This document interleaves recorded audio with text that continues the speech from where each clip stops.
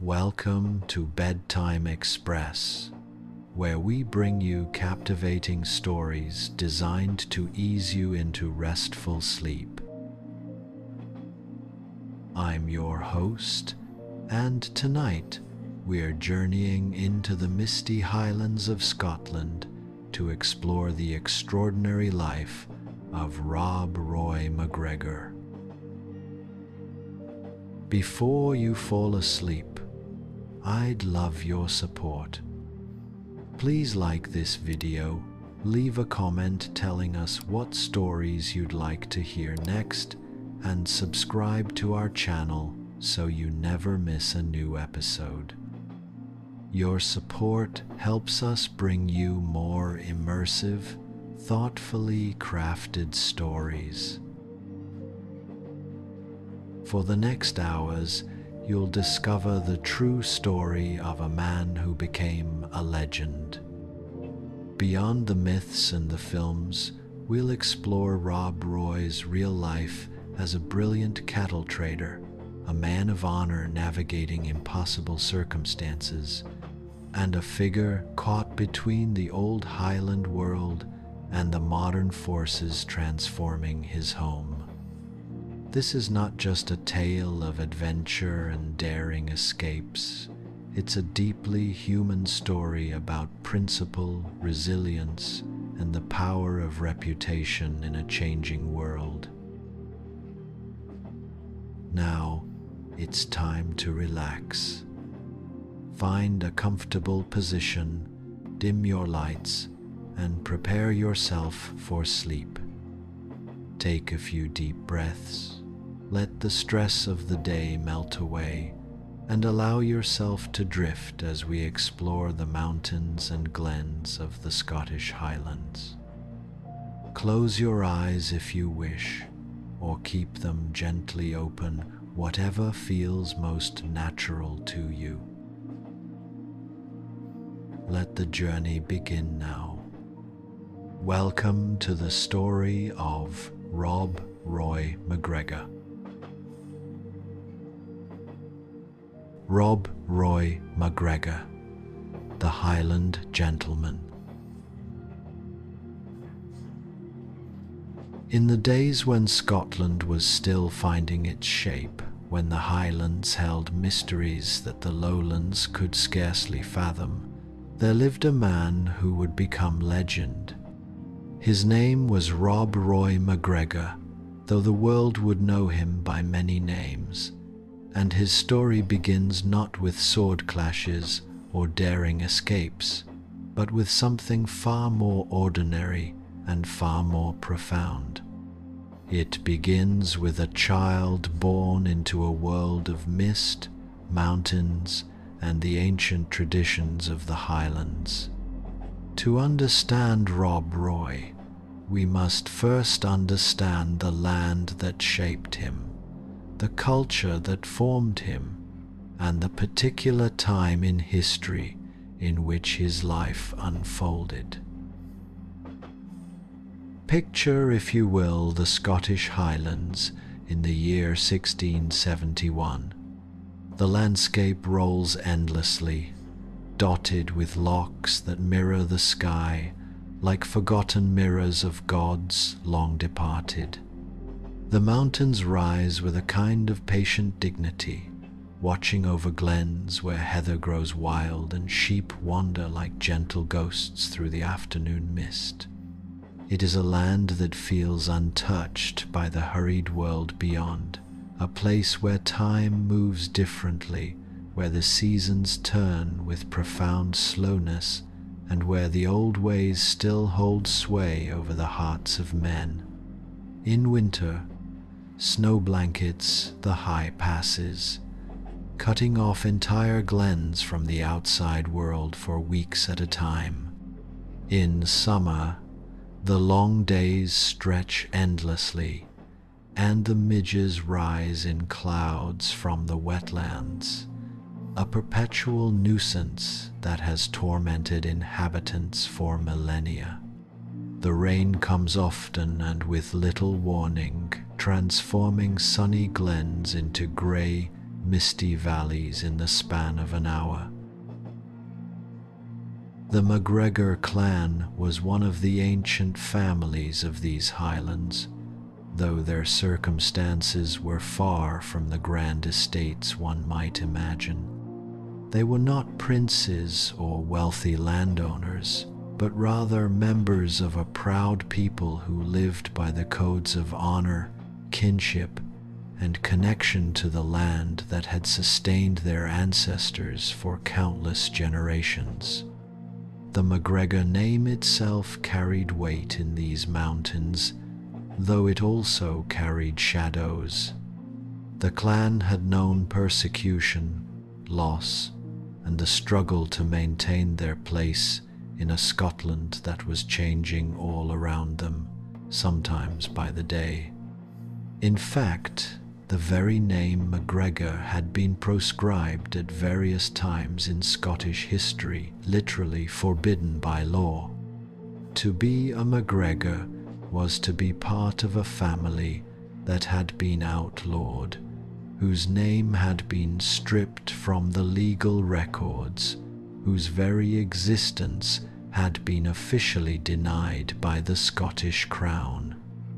And yet the MacGregors persisted, maintained their identity, and refused to disappear despite the best efforts of those in power to erase them. Rob Roy MacGregor was born in Glengyle, a remote glen in the heart of the Highlands, to Donald MacGregor of Glengyle and his wife, Margaret Campbell. The Campbell connection through his mother was significant, for the Campbells were powerful, particularly in the Western Highlands, and this marriage between the two families spoke of the delicate networks of alliance that held Highland society together. From his birth, Rob Roy was positioned between worlds, the MacGregor world of his father's line and the Campbell world of his mother's heritage. This positioning would prove to be both an advantage and a source of tension throughout his life. The Campbells could provide protection and access to resources that a purely MacGregor family might lack, but this connection also meant that Rob Roy was always somewhat caught between loyalties, always trying to navigate the complex relationship between these two powerful families. His childhood was one of freedom and hardship in equal measure.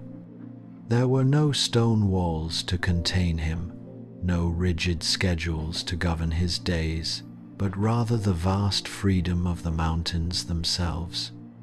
Young Rob would have spent his days learning the skills that a Highland boy needed to survive and flourish, how to track game through the heather, how to understand the moods of horses, how to read the weather in the sky, how to work with the herds that provided the lifeblood of Highland existence. He would have learned to fish in the cold, fast-flowing streams that descended from the mountains, learning patience and technique in equal measure. He would have learned to move quietly through the hills, to navigate by the stars and by landmarks known to his people for generations, to find his way in mist so thick that a man could barely see his own hand before his face. But more importantly, he learned the stories.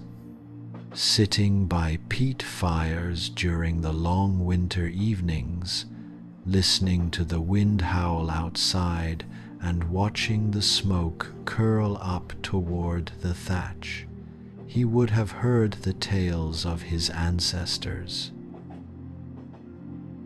These stories sank deep into the young boy's consciousness, shaping him in ways that would become apparent only later in his life.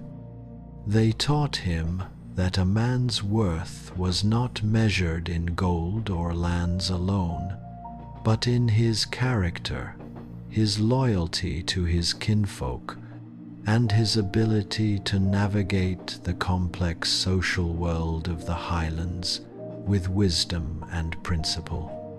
They showed him that honor was not a luxury for the wealthy, but a necessity for everyone who wished to be treated as a true member of the community. They illustrated how a man's reputation could be his greatest asset or his greatest liability, depending on how he conducted himself in his dealings with others. They conveyed the deep importance of keeping one's word, of never breaking a trust, of maintaining the bonds of kinship, even when doing so came at personal cost. These lessons would become the foundation upon which all that came later would be built, the core principles that would guide Rob Roy through difficulties and challenges that would have broken a man without such firm moral anchors. As Rob Roy grew into young manhood, the Highlands were undergoing profound changes. The union of the crowns in 1603 had brought England and Scotland under a single king, though the two nations remained distinct and separate in many fundamental ways. The central government in London and the Scottish government in Edinburgh were slowly but inexorably extending their reach into these remote mountains, seeking to bring order, taxation, and control to lands that had traditionally governed themselves through clan authority. This tension between ancient Highland customs and the demands of an increasingly centralized state would define much of Rob Roy's life. The Highlands represented the last holdout of a truly independent Scottish culture, and the British Crown was determined to bring them into line with the rest of the realm, to suppress what were seen as barbarous customs and to integrate Highland resources into the broader British economy. The Highland economy had long been based on a system that seemed simple but was actually quite intricate and sophisticated. Cattle were everything, they were wealth, they were status, they were the very measure of a family's standing in the community. A man's worth could be expressed in cattle, and disputes over cattle ownership could lead to feuds that lasted generations. The raising of cattle on the high pastures, the movement of herds to better grazing lands, the careful breeding of stock to improve the quality of the herd, these were not mere economic activities, but the central occupations around which Highland life revolved. Every respectable family maintained herds, and the trading of cattle connected the Highlands to the markets of the lowlands and beyond. Cattle represented portable wealth in a landscape without banks or formal financial institutions. Wealth that could be moved quickly, that could be hidden if necessary, that could be used to pay debts or secure alliances. The Highland calendar revolved around the cattle and their needs. In spring, after the winter had thinned the herds through starvation and predation, the focus was on the newborn calves and ensuring their survival. In summer, the cattle were moved to the high pastures, the sheelings, where they could graze on rich grass, and where young people, often girls, would tend them and make cheese and butter to preserve the summer's abundance for the leaner months ahead.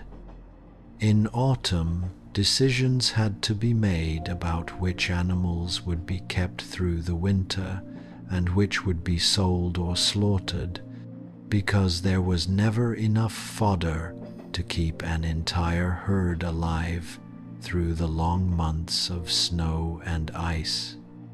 In winter, survival itself became uncertain, as families huddled in their stone houses, watching their herds slowly diminish, waiting for spring to return. This cyclical rhythm of Highland life, governed by the needs of cattle and the turning of the seasons, was intimately familiar to young Rob Roy. He would have participated in all aspects of this system, from the spring brandings to the autumn drives to the markets. He would have learned not just the practical skills of herding and animal husbandry, but also the deeper knowledge of how to manage a herd's genetics over time, how to select for desired traits, how to breed the strongest and most hardy animals. This knowledge was not written down in books, but was passed orally from generation to generation, preserved in the minds and memories of those who had spent their lives working with cattle. In this world of cattle trading, Rob Roy would eventually find his true calling. But before we follow him into that world, we must understand something crucial about the Highland society that produced him. The Highlands were not lawless or anarchic, despite how outsiders often characterized them. Rather, they operated according to a different legal system, one based on clan authority rather than on formal written law. Each clan had a chief, and the chief was responsible for maintaining order within his territories and for representing his clan in dealings with other clans and with outside authorities. The chief's authority was not absolute. It was tempered by the advice of his council of elders and by the expectations of the clan members themselves, who could, in theory, remove a chief who was not performing his duties adequately. This system had evolved over centuries and had proven to be reasonably effective at maintaining order and managing resources in this difficult landscape. However, this Highland legal system came into increasing conflict with the formal legal system that the Scottish and later British crowns were trying to impose. The Crown claimed ultimate authority over all of Scotland, including the Highlands, and insisted that Highlanders should be governed by Scottish law and Scottish courts rather than by their clan chiefs. This created a fundamental tension, two different systems of authority, claiming jurisdiction over the same territory and the same people. For most of the 17th century, this tension simmered but remained manageable because the Scottish Crown had limited ability to enforce its will in the remote mountains. However, by the time Rob Roy was born, the Crown was becoming increasingly aggressive in its attempts to extend its authority, and this would create significant challenges for Highland society and for Rob Roy himself. The landscape of Rob Roy's youth was also a landscape of vulnerability. The glens and mountains that provided such beautiful and dramatic scenery also provided perfect cover for raiders, thieves, and bands of armed men who operated outside the law.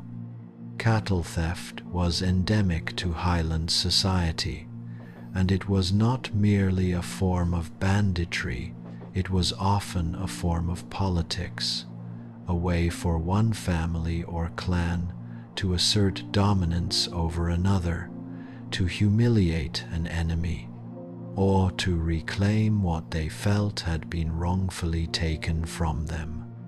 The line between honorable raiding and common theft was sometimes clear and sometimes blurred, depending on whom one asked and what the relationship was between the parties involved.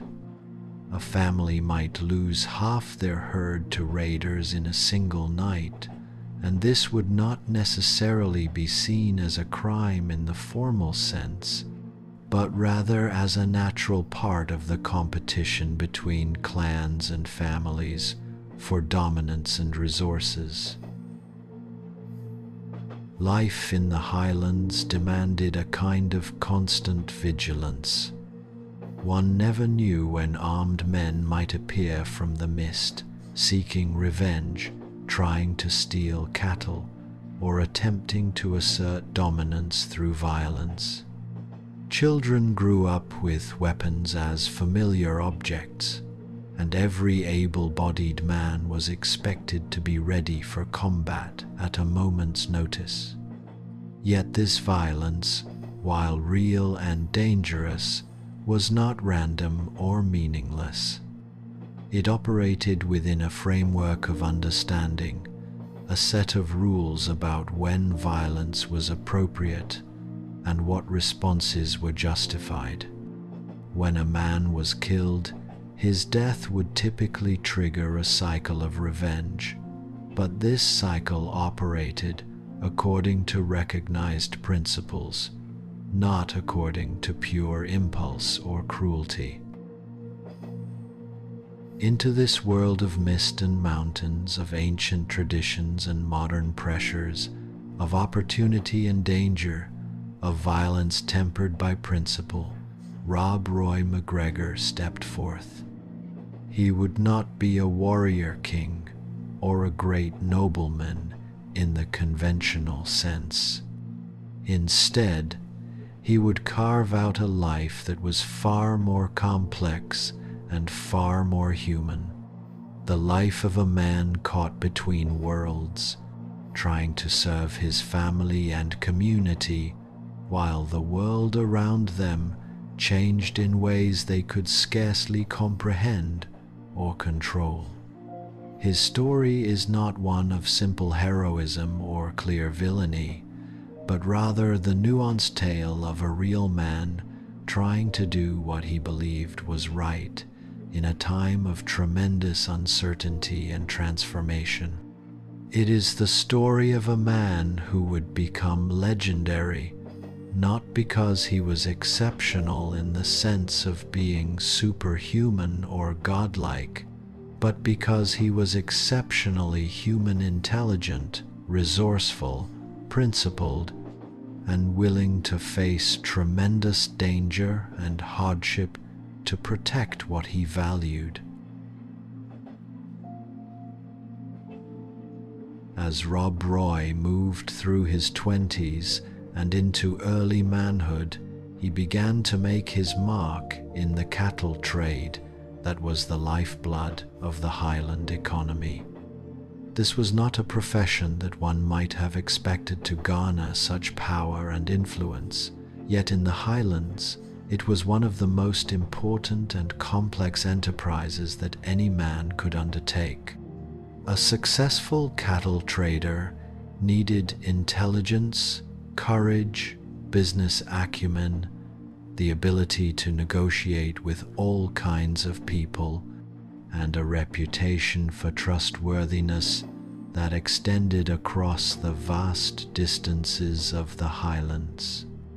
He needed to be part businessman, part diplomat, part accountant, and part warrior, capable of succeeding in the marketplace, but also capable of defending himself and his interests if negotiation failed.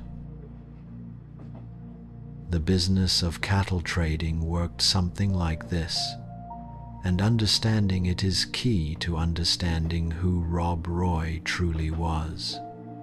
A Highland clan would raise herds of cattle on the high pastures and glens where their lands lay. These cattle needed to be sold to generate the income that kept the community alive.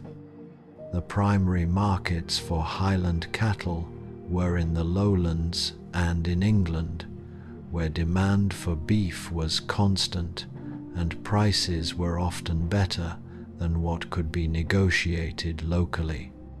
However, the journey was long, dangerous, and complex, requiring not just the ability to move large herds over difficult terrain, but also the connections and relationships to access the actual markets where sales could be made. The routes from the highlands to the lowland markets and beyond were treacherous. There were mountain passes that could be impassable in bad weather, rivers that needed to be forded, territories of rival clans that needed to be negotiated, and the constant danger of cattle theft and robbery. This is where men like Rob Roy became invaluable. A successful cattle trader served as a bridge between the Highland producers and the lowland and English markets. He would travel through the Highlands, building relationships with clan leaders and wealthy families, understanding which families had cattle to sell and in what quantities. He would then organize these herds, arrange for their transport to the markets, negotiate the sales, and ensure that the money returned to the producers. In return, he would take a commission on the sale, typically a percentage of the value of the cattle sold, though sometimes payment might be made in cattle themselves or in other forms of goods. But more importantly than the immediate financial returns, a successful cattle trader would build influence and allies that extended throughout the region. Every successful deal would cement his relationships with producers and with markets, making future deals easier to negotiate. Rob Roy's early success in this business was built on several key factors. First, he inherited the MacGregor name and reputation, which gave him a foundation of respect and credibility in Highland society. The MacGregor name might have been proscribed at various times in Scottish legal history, but among the Highlanders themselves it carried weight and recognition. Second, through his mother, he had connections to the Campbell family, one of the most powerful forces in the Western Highlands. These connections would have opened doors that might otherwise have remained closed to him, and would have given him access to resources and information that less well-connected traders could never hope to obtain. Third, and most importantly, Rob Roy had genuine abilities as a businessman and negotiator. Those who dealt with him found him to be honest, straightforward, and genuinely interested in creating arrangements that worked well for everyone involved. Rob Roy understood something fundamental about business in Highland society, that the personal relationship between trading partners was more important than any written contract. In an era without formal banking or insurance, when disputes had to be settled through negotiation or sometimes through violence, a trader's word was his most valuable asset. If Rob Roy promised to deliver cattle at a certain price at a certain time, he would do so, or he would explain clearly why he could not, and he would make alternative arrangements.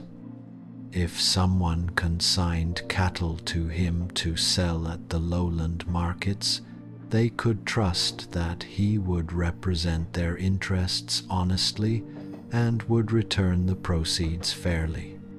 This reliability, in a world where cheating and sharp dealing were common, made him extraordinarily valuable to those he worked with. Around 1693, Rob Roy married a woman named Mary Helen Campbell, who was a distant cousin through his mother's family line. This marriage was more than a personal union. It was a strategic alliance that further cemented his connections to the Campbell family. Mary Helen came with some property of her own, modest though it might have been, and more importantly, she came with family connections that could help Rob Roy's business ventures. Is less than #0. 5 hashes greater than the Campbells were not only powerful in the Highlands, they also had connections to the lowlands and to the emerging commercial centres of Scotland. Through Mary Helen and her family, Rob Roy would have gained access to information, connections, and resources that could enhance his cattle trading operations. They would eventually settle in Craigrostan on the banks of the Forth, a location that was both strategic for cattle trading and closer to the emerging lowland markets, making his business more efficient and more profitable. By the 1690s, Rob Roy was becoming known throughout the Highlands as a man of substance and ability. He was engaged in significant cattle trading operations, handling herds sometimes numbering in the hundreds. These large operations required careful organization and considerable capital.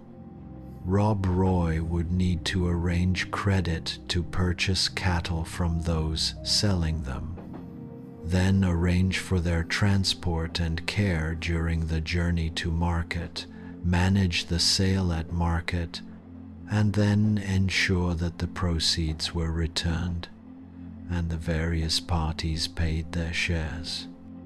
This required not just business sense, but also a sophisticated understanding of finance and credit in an era when such concepts were still relatively new to the Highlands. He began to accumulate modest wealth, which he used to establish himself as a man of some standing in his community. He became known not just as a cattle trader, but as someone who could be relied upon, who dealt fairly, and who understood the complex balance of interests that characterized Highland society. The success of Rob Roy's cattle trading business was built on something that might seem simple, but was actually quite sophisticated: the creation of trust at scale. In a traditional local economy, trust developed naturally because people knew each other and would meet each other repeatedly over a lifetime. But in a trading enterprise that operated across the breadth of the Highlands and beyond, trust was not automatic. Rob Roy had to construct it deliberately, through consistent behavior, through keeping his promises, through being scrupulously fair even when he could have benefited from cheating, and through building a reputation that was known and respected throughout the region. Every time he made a deal with a new person or a new family, that person or family would verify his reputation by asking others who had dealt with him. If his reputation was solid, and it apparently was, then new business would follow. If his reputation had been questionable, business would have dried up quickly.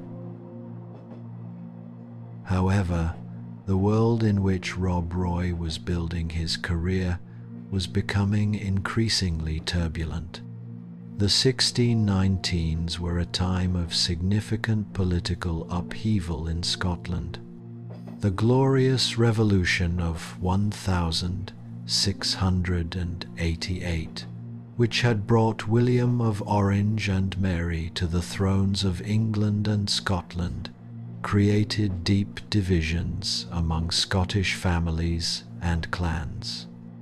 Many Highland clans, including some branches of the MacGregor family, maintained loyalty to the deposed Catholic king, James VII of Scotland and II of England. This loyalty was not merely a matter of religious belief or historical sentiment. It had practical implications for how people structured their relationships and alliances. Those loyal to the exiled James were taking significant political and personal risks by openly declaring that loyalty, yet for reasons of conscience or family tradition, many were unwilling to accept the new order imposed by William and Mary. This political situation led to armed conflict, political intrigue, and the kind of instability that made an ordinary man's peaceful pursuit of business increasingly difficult. The Highlands during this period were rife with Jacobite activity aimed at restoring the Stuart kings to the throne. The MacGregor clan, through Rob Roy's father's line, had connections to Jacobite interests. However, Rob Roy seemed to have navigated these dangerous waters with considerable skill and pragmatism. He maintained his business relationships regardless of the political leanings of his trading partners. He did not commit himself entirely to either the Jacobite or the Williamite cause, but rather managed to keep the trust of people on both sides of the political divide. This required considerable diplomatic skill and a capacity for calculated neutrality that would become characteristic of Rob Roy throughout his life. During these years, Rob Roy was also building a reputation as something more than merely a cattle trader. He was becoming known as a protector of those who came under his care. In an era when banditry and cattle raiding were endemic to the Highlands, wealthy drovers and merchants moving their herds and goods needed protection. The roads, such as they were, did not have the infrastructure of law enforcement that existed in more settled areas. There were no police patrols, no formal military presence dedicated to protecting merchants. Instead, protection was a service that had to be negotiated between private parties. Rob Roy began to offer this protection, guaranteeing the safe passage of cattle through dangerous territory. This service was similar to what would later be called blackmail, paying for protection against those who might otherwise steal your cattle. But in the context of the Highlands, it was often seen as a legitimate service, a practical solution to the inherent dangers of moving valuable stock through wild country. The system worked like this. A drover or merchant would approach Rob Roy or one of his representatives with a herd of cattle or goods that they wanted to move through Highland territory to the lowland markets. Rob Roy would offer to provide protection, guaranteeing that the cattle would arrive safely at their destination without being stolen by raiders. In exchange, the merchant or drover would pay a fee, sometimes negotiated as a percentage of the cargo's value, sometimes fixed at a certain amount per animal, depending on the specific circumstances and the relationship between the parties. If the cattle were stolen despite his guarantee, Rob Roy would take it upon himself to recover them and return them to their owners. This required that he have a network of allies and followers who could pursue and apprehend cattle thieves, which meant that his power and influence were growing considerably as his protection service became more popular and more profitable.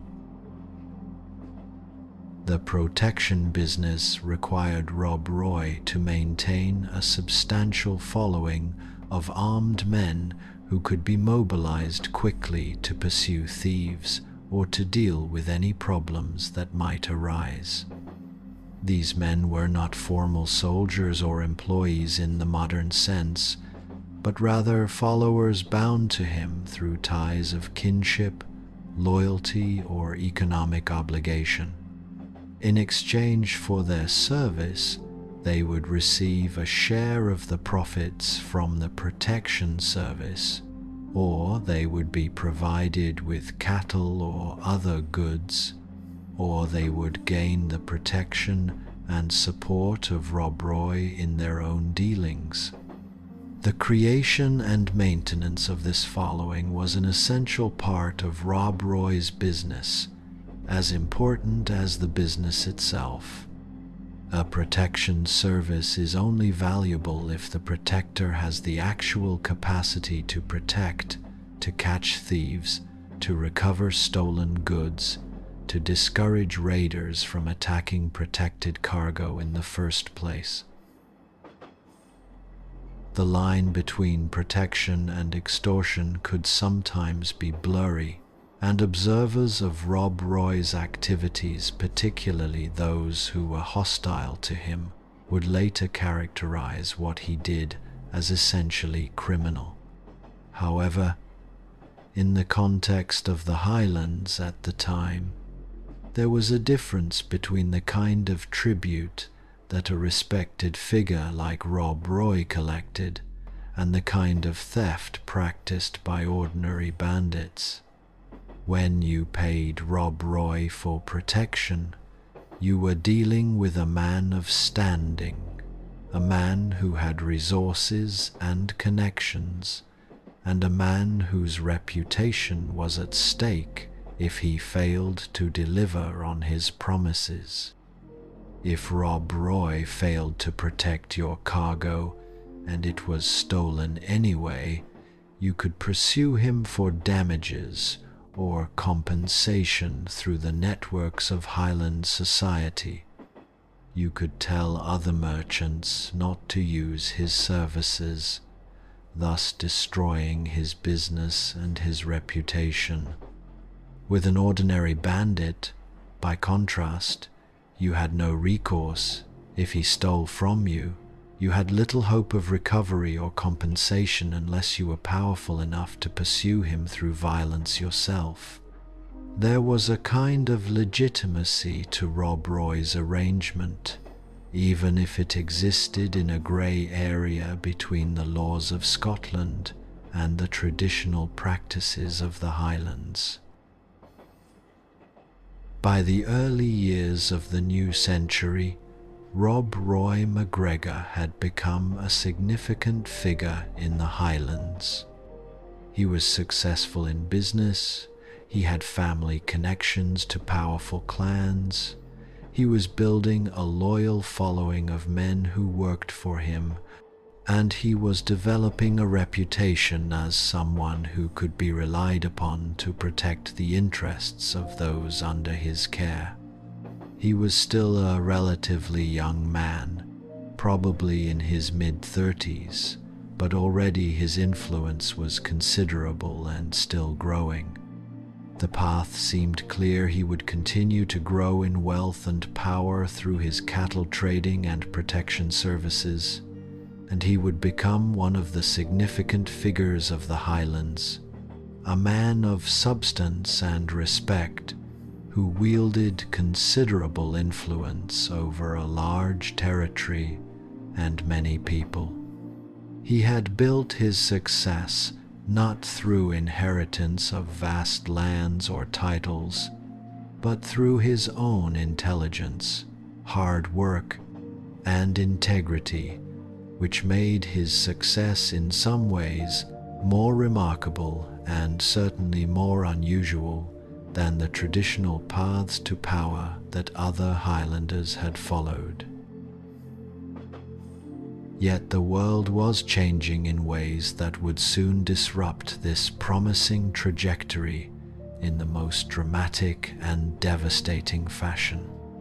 The early years of the 18th century would bring political upheaval that would test everything Rob Roy had built and force him to make choices that would define the rest of his life.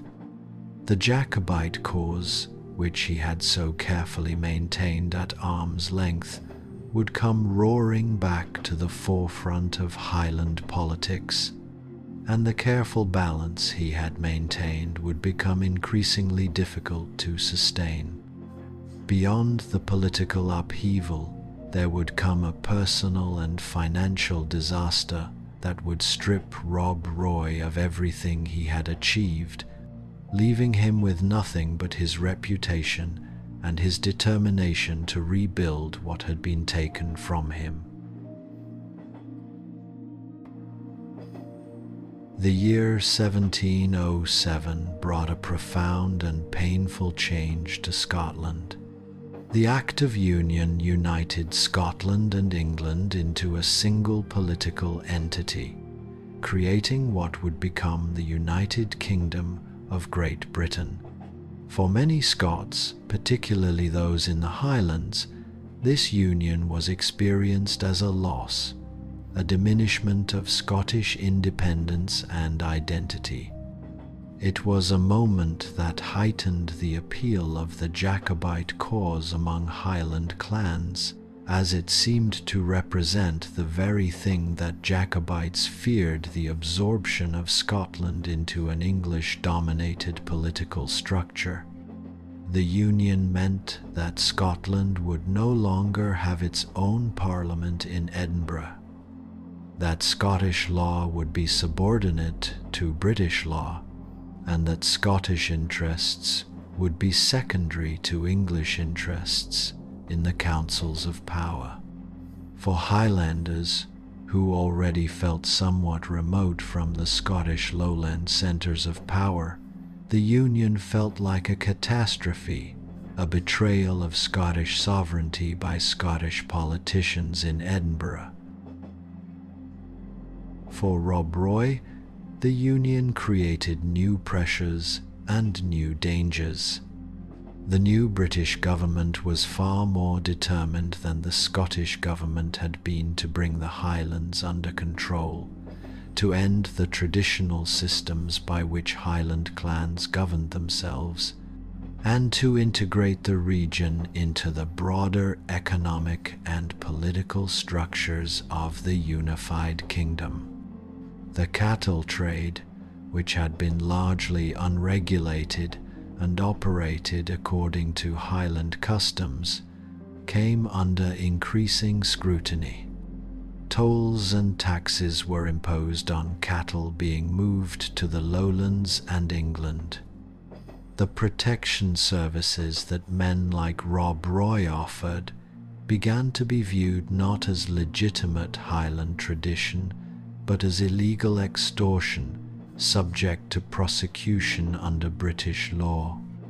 The old systems by which Highland society had governed itself were suddenly being attacked, not as local variations within Scotland, but as criminal activities threatening the new British order. At roughly the same time as these larger political changes, Rob Roy's personal and business circumstances took a dramatic and damaging turn. Around 1710 or 1711, Rob Roy entered into a partnership with a man named Montrose, either the Duke of Montrose or one of his representatives. The historical sources are somewhat unclear on this point, to engage in large-scale cattle trading operations.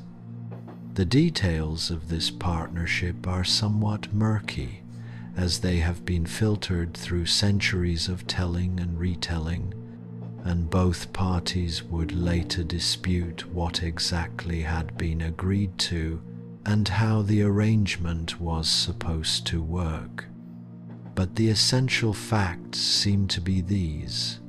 Rob Roy agreed to collect money and cattle on behalf of Montrose, using his extensive network of Highland connections to gather significant quantities of livestock that would be sold to raise funds for Montrose. This was a major opportunity for Rob Roy, a chance to work with one of the most powerful aristocrats in Scotland and to expand his cattle trading operations on a grand scale. The Duke of Montrose was a significant figure in Scottish politics and society, with vast landholdings and considerable influence.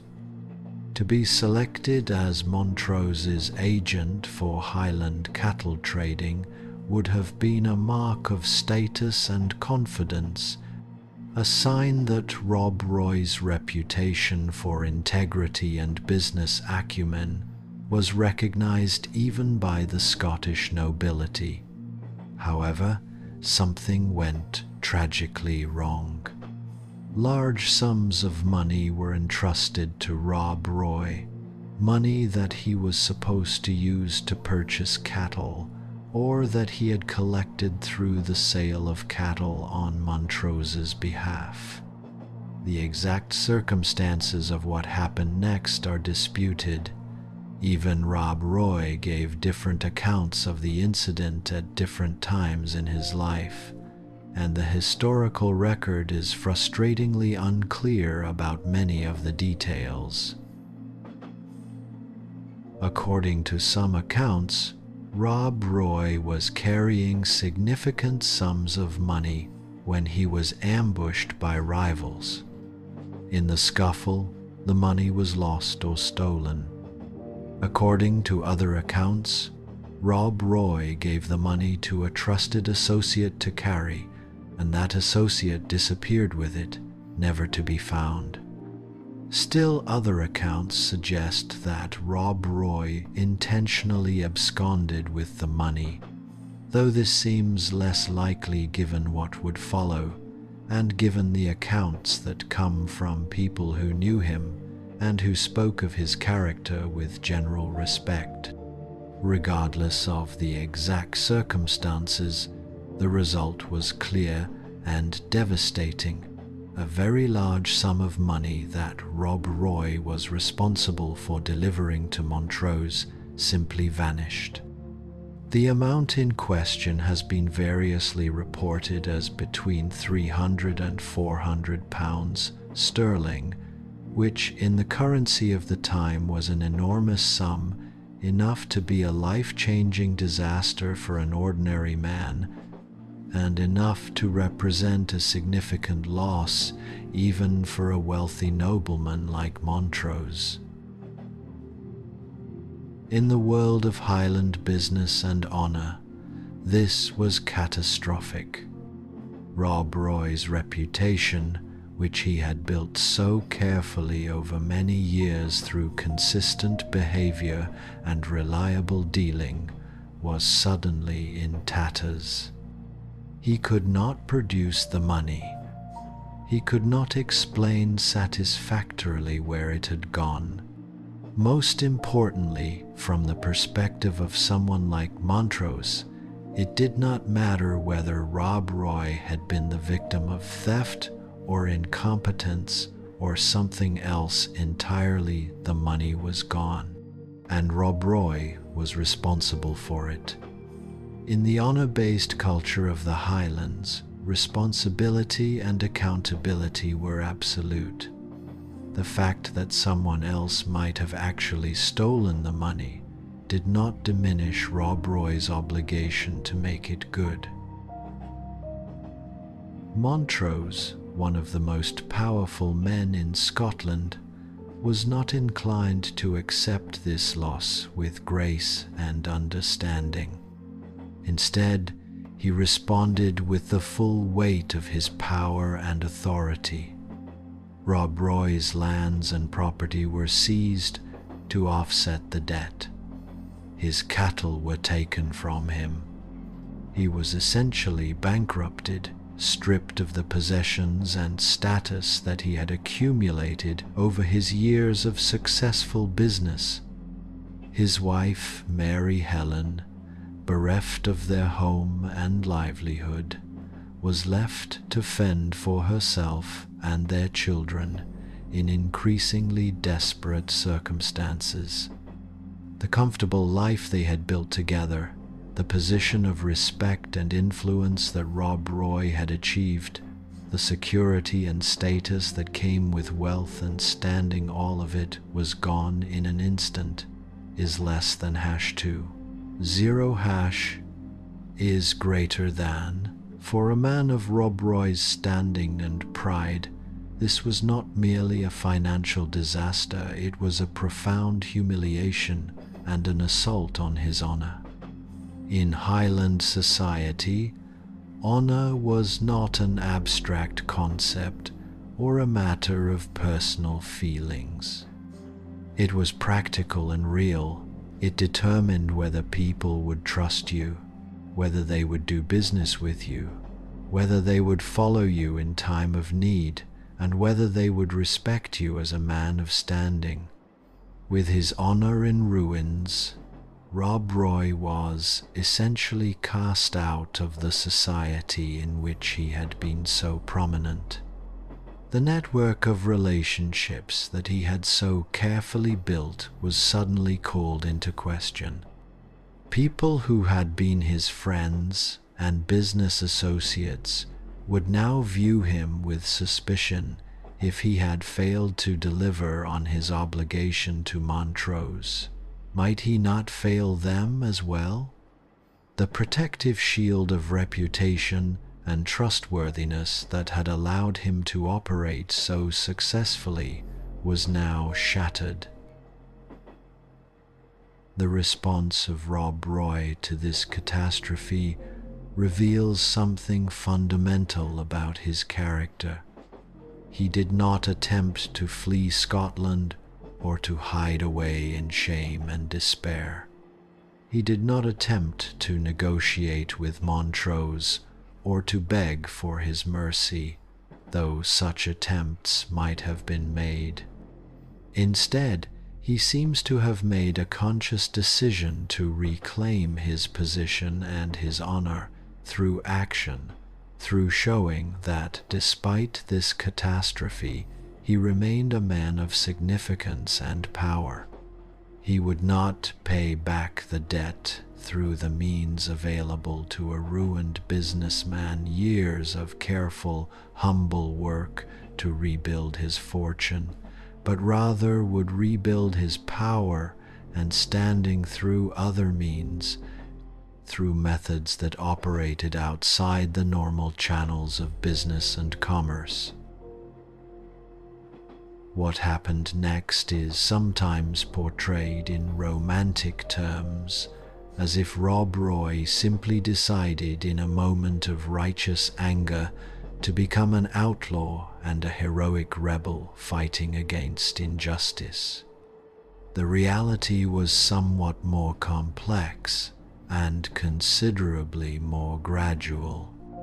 Rob Roy did not so much decide to become an outlaw as gradually find that his circumstances and choices put him increasingly outside the law. Cut off from his legitimate business networks and possessions, he needed to find new ways to sustain himself and his family. The protection services he had offered during his prosperous years, ensuring the safe passage of cattle through his territories, became more central to his activities, more aggressive and more unambiguously extractive. What had been a service offered by a respected businessman became increasingly a form of tribute demanded by a desperate man. However, the context had changed significantly. What had been portrayed as a legitimate service when Rob Roy was a successful businessman now began to be characterized as extortion and banditry. The new British authorities, working to bring the Highlands under control and to establish proper legal order, had little patience for the traditional Highland practices that Rob Roy was engaging in.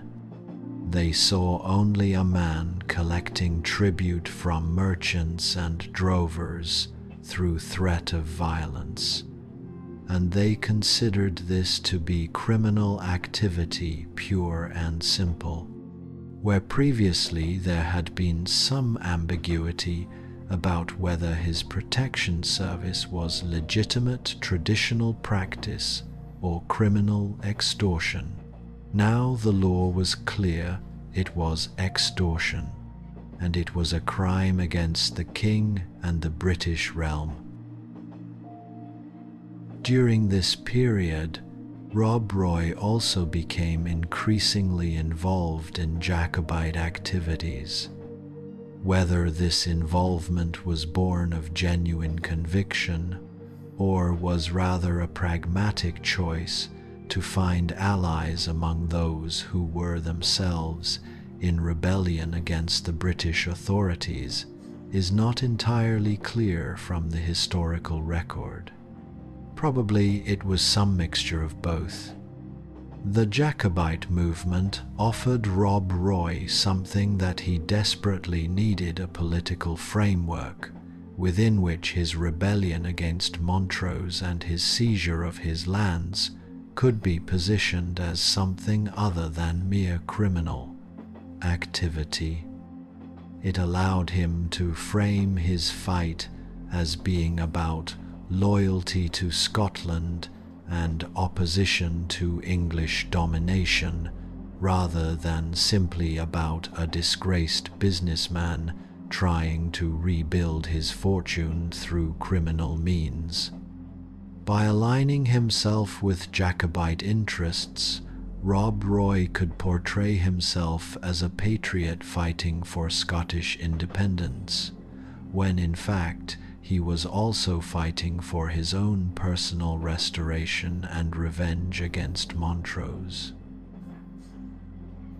Between roughly 1711 and 1715, Rob Roy was in a state of increasing desperation and increasing resort to the kind of activities that would later define his legend.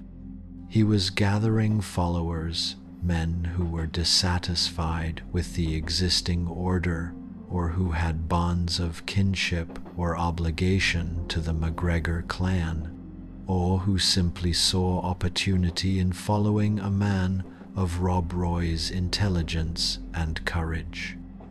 He was engaging in cattle raiding, both to sustain himself and his followers, and to rebuild the herds that had been seized from him by Montrose. He was offering protection to merchants and drovers, and ensuring that those who paid for his protection saw their cattle arrive safely at their destination, while those who refused his offers of protection sometimes found their herds stolen by mysterious raiders who bore a suspicious resemblance to Rob Roy's followers. He was also engaging in what might be called political banditry, targeting people connected to the British authorities or to Montrose, attacking their herds, and using the proceeds to support his followers and to build his power base. This was a dangerous game, and Rob Roy was playing it in a time of great political upheaval and uncertainty. The Jacobite movement was preparing for what would become the Rising of 1715, a major armed rebellion aimed at overthrowing the newly installed Hanoverian King George I and restoring the Stuart line to the throne.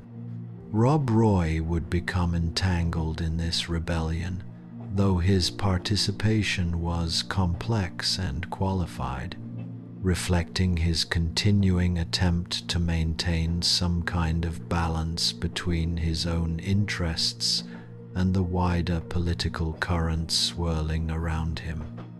He does not appear to have been a deeply committed Jacobite ideologue, but rather a practical man using the Jacobite rebellion as one of several strategies to advance his interests and regain his standing. In 1715, Rob Roy was declared an outlaw. A price was placed on his head.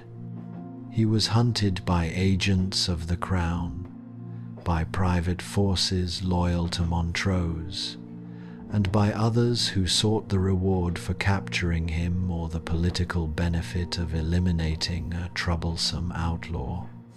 His name was added to official lists of enemies of the state, and there were warrants out for his arrest in multiple jurisdictions. Yet, for all the danger, for all the loss of status and standing, this period also marked a kind of transformation in how Rob Roy was perceived and how he understood himself. From being a successful businessman whose fortunes had failed, he was becoming something else, a symbol, a figure around which stories and legends could gather, a man whose resistance to unjust treatment was beginning to capture the imagination of those who heard about him. The 20 years that followed Rob Roy's fall from grace and his transformation into an outlaw are the period in which most of the legends about him originated and took shape. These were years of constant danger, of movement from place to place, of narrow escapes from capture, of military campaigns and political intrigue, of growing fame and notoriety throughout the Highlands and beyond. Yet beneath the dramatic stories and adventurous tales that were told and retold, the reality of Rob Roy's life during these years was far more nuanced and complicated than simple accounts of an outlaw hero struggling against an oppressive system.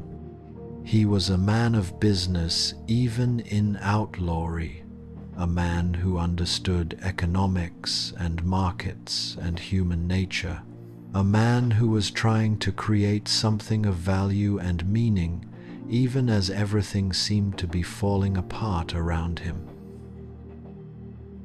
Following the failed Jacobite Rising of 1715, in which Rob Roy appears to have participated to some degree, while also managing to avoid being directly implicated in its most treasonous and most damaging aspects. His position as an outlaw was consolidated and formalized. He could not simply walk into the lowland towns or the centers of power without risking arrest and execution.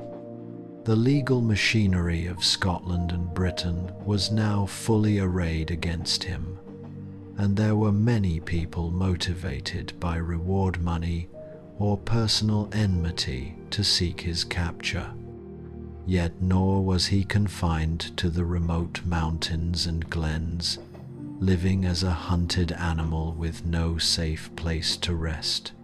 Through an extensive network of supporters, relatives, and those who owed him favors or feared his power, he was able to move through the Highlands with considerable freedom, even as the authorities searched for him and offered rewards for his capture. The protection racket that Rob Roy had engaged in before his fall became his primary source of income during the outlaw years, and it evolved into something more sophisticated and more explicitly commercial than it had been before. The Highlands of this period were notoriously unsafe for merchants and drovers moving cattle to market or transporting goods and money through the region.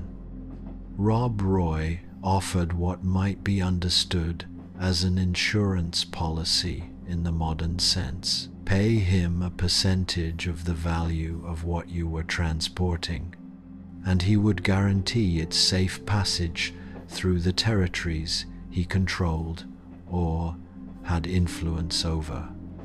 This system worked remarkably well for everyone involved except for the Scottish and British authorities, who viewed it as simple criminal extortion and who were determined to suppress it.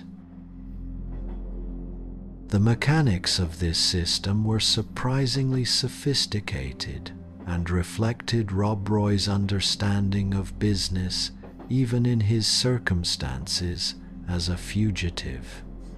If you accepted Rob Roy's protection, you would pay a fee, usually a negotiated percentage of your cargo's value, though sometimes a fixed amount per animal in the case of cattle drives, depending on the specific circumstances and the relationship between the parties involved.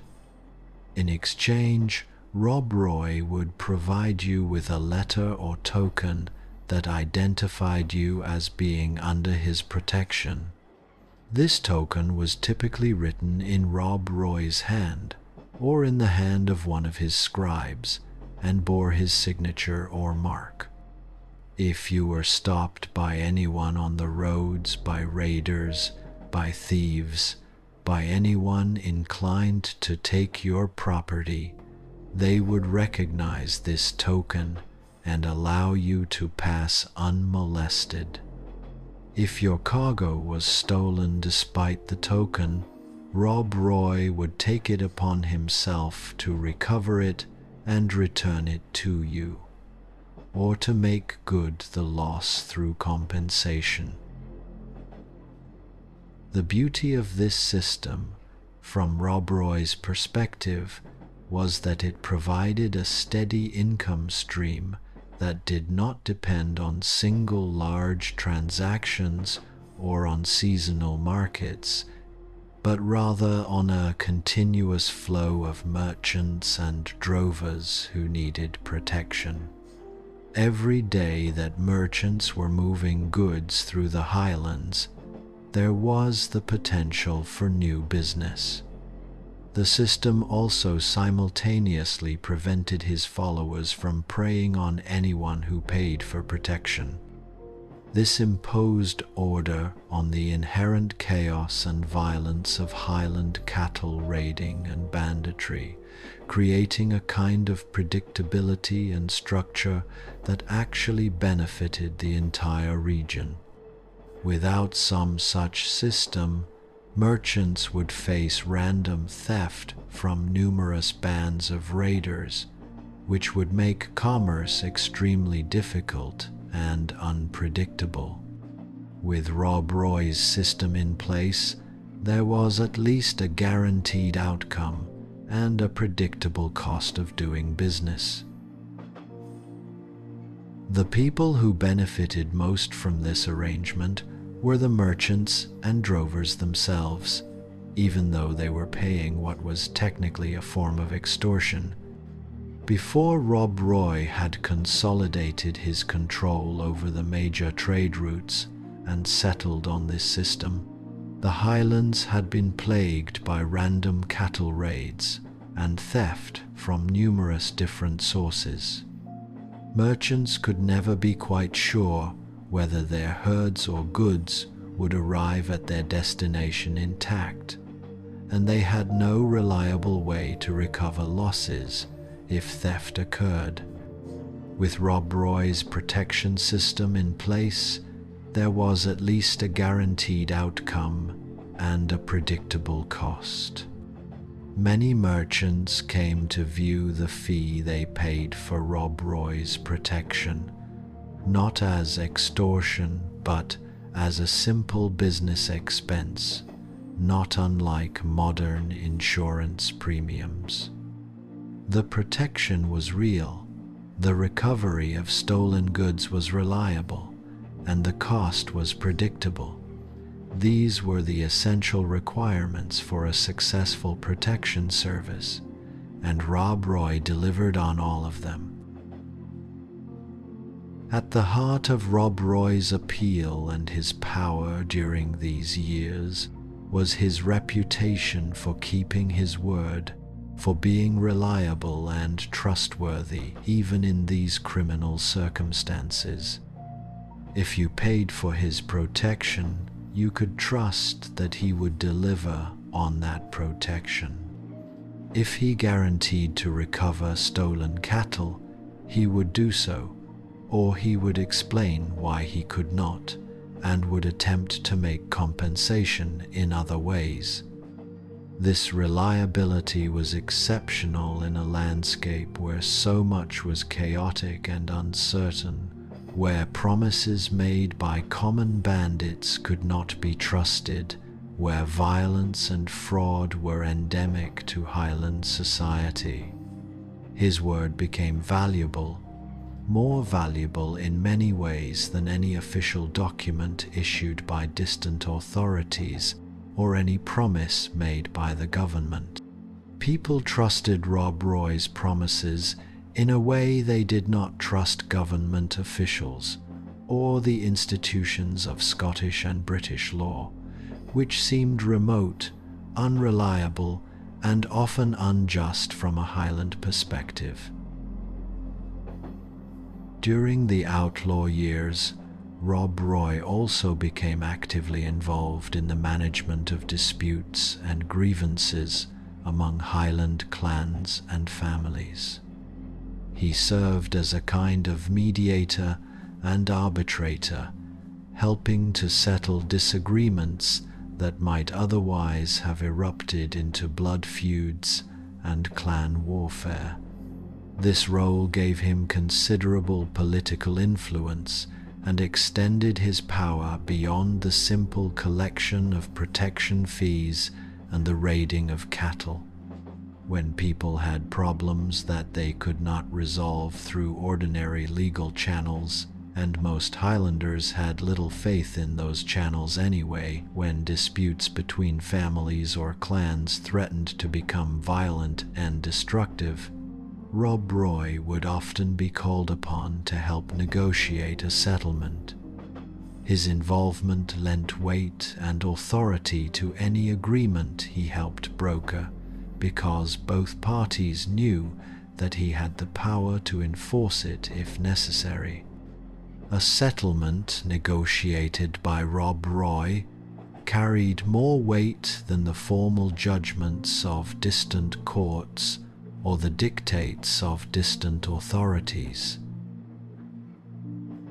There are numerous stories from this period of Rob Roy's cleverness, bravery, and tactical skill that have survived in the historical record and in oral tradition.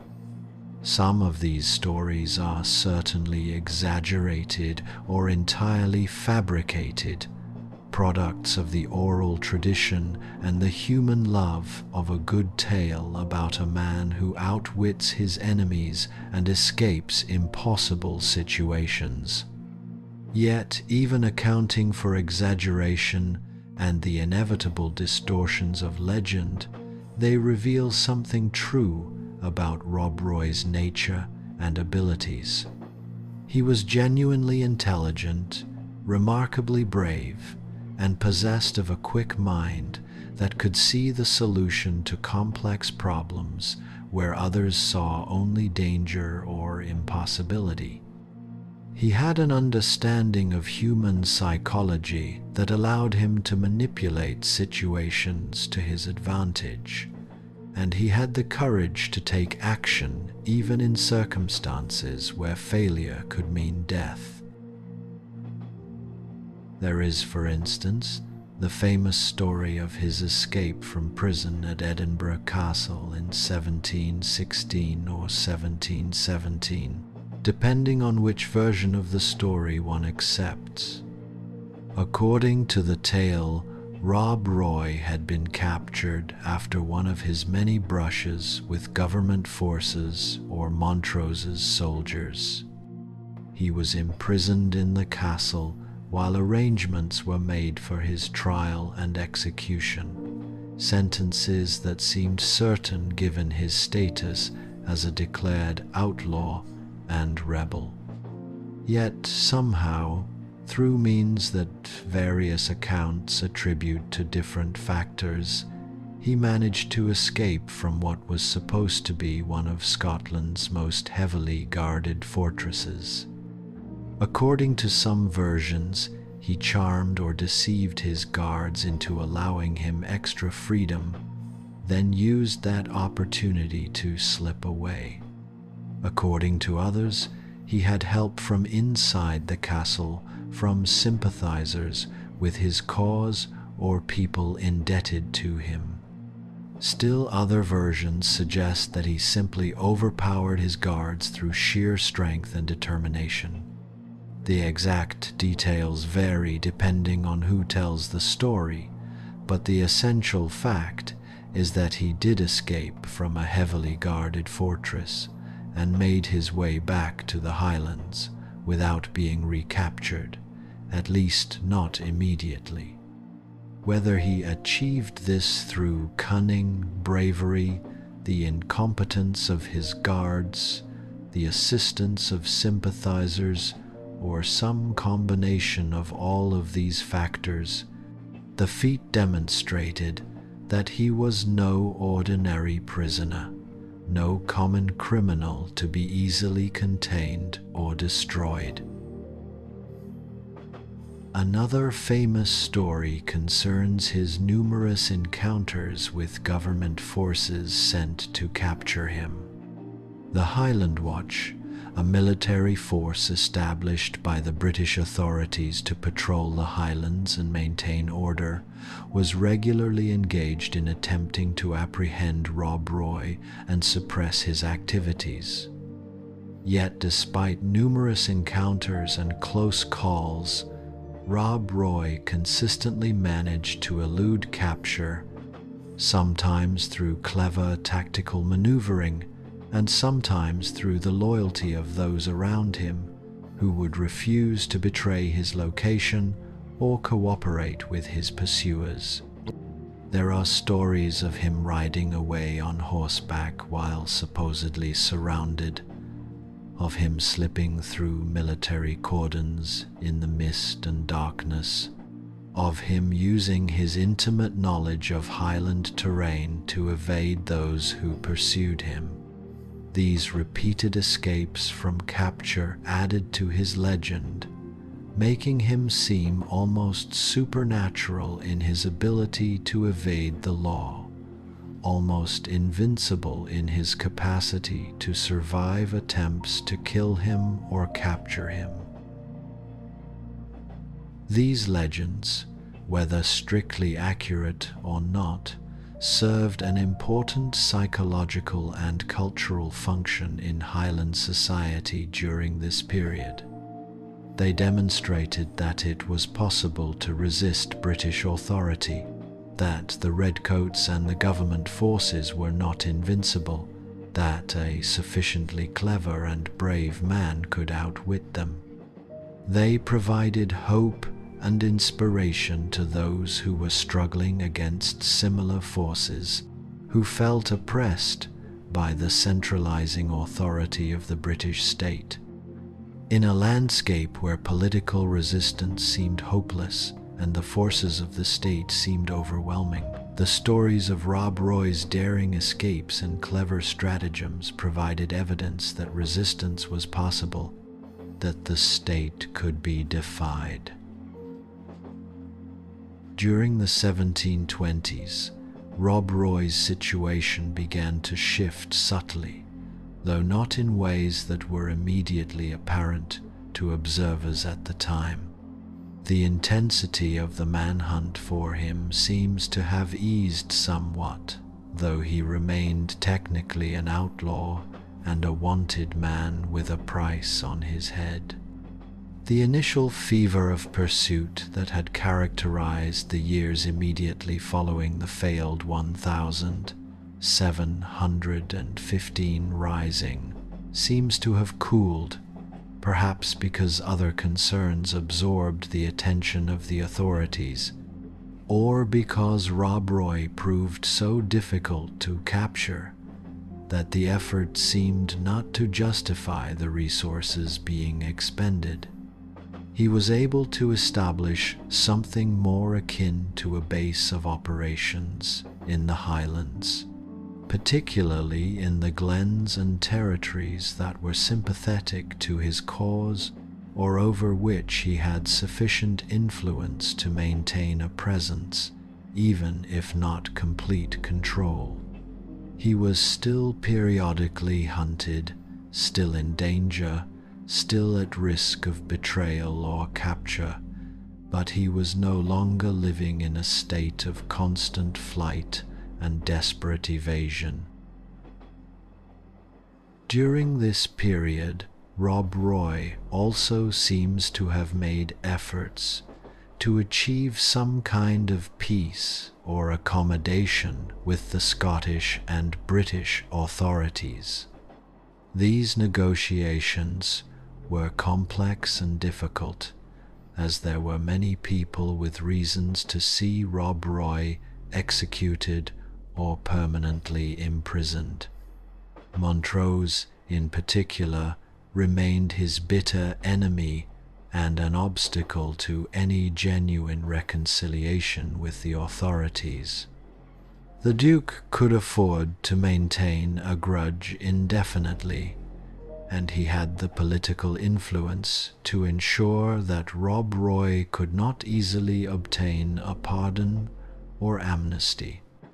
Yet gradually, as the years passed and the political situation evolved, the idea that Rob Roy might eventually be pardoned or might achieve some kind of amnesty began to seem possible, particularly as his age advanced and he began to pose less of a direct military or political threat.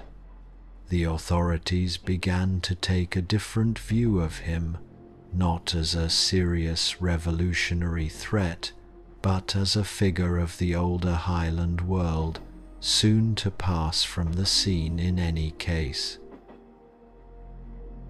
It was during these later outlaw years that Rob Roy came closest to matching the romanticized figure of popular legend that would be created in subsequent generations.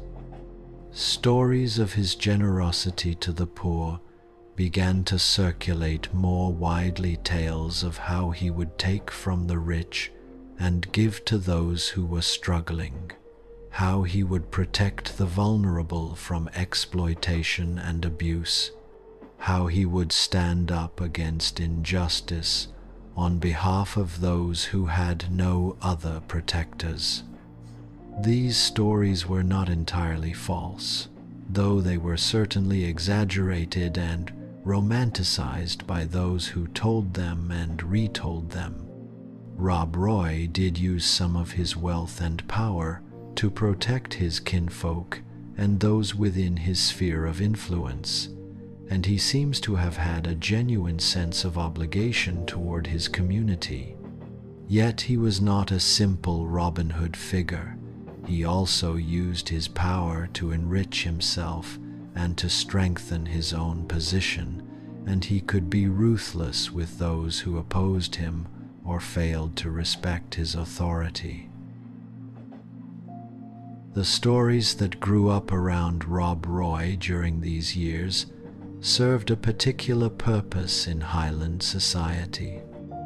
In a world where the traditional structures of power were being dismantled, where clan authority was being undermined by the centralizing forces of the British state, where the old Highland way of life seemed to be disappearing beneath the weight of new laws and new economic systems, Rob Roy represented something precious and endangered. He represented the possibility of resistance, of maintaining a space where the old codes and the old values could still hold sway, where a man could live according to Highland principles, even in the face of powerful forces arrayed against him. Whether he actually embodied these values in the way the stories suggested was perhaps less important than the fact that people wanted to believe that someone did, that somewhere in the Highlands there was a man living according to the old ways, maintaining his independence and his principles against all odds. By the 1730s, Rob Roy MacGregor was an old man, and the world around him was continuing to change in ways that would have been literally unimaginable to the young cattle trader he had been 50 years before. Yet instead of fading into obscurity, his legend seemed to be growing rather than diminishing as he aged. More and more people were hearing stories about him, and these stories were being embellished and elaborated with each telling, transformed by the oral tradition into something increasingly removed from the historical reality. Ballads were being written about him and sung in taverns throughout Scotland, in coffee houses in Edinburgh and Glasgow, by travellers and merchants who had heard of his exploits. Writers and historians were becoming interested in documenting his life and his deeds.